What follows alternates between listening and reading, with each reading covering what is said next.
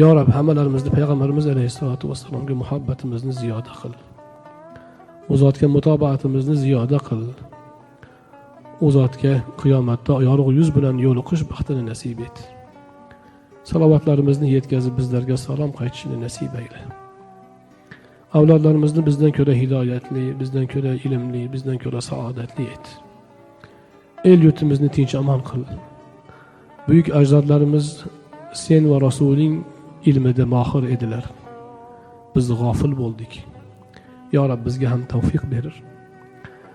Ulug' ajdodlarimizga bergan hidoyatingni berir. Ularga bergan ilmlaringdan berir. Ularga bergan taqvolardan berir. Avlodlarimizni bizdan ko'ra salohiyatli ayla.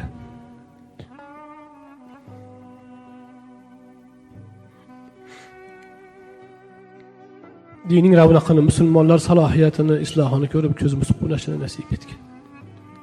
Ustozlarimizni o'zing rahmatingga ol. Bizga bir harf bo'lsa-da, bitta o'git bo'lsa-da o'rgatgan ustozlarni Alloh o'tganlarini rahmatingga ol.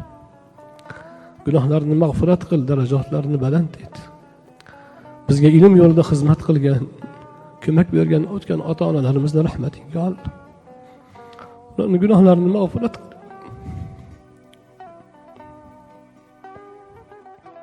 Yo Rab, tirik ustozlarimiz, hayot ustozlarimizni Alloh o'zing haqda sobit qil.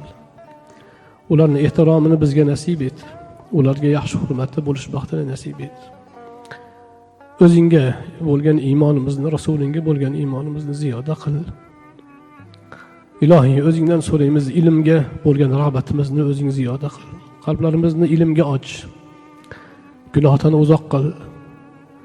A'zolarimizni ilmga ishlaydigan qil. Gunohdan tiyiladigan qil. Yo Rab, hammalarimizni hidoyatda sobit qadam ayla. Sallallohu alayhi va sallam.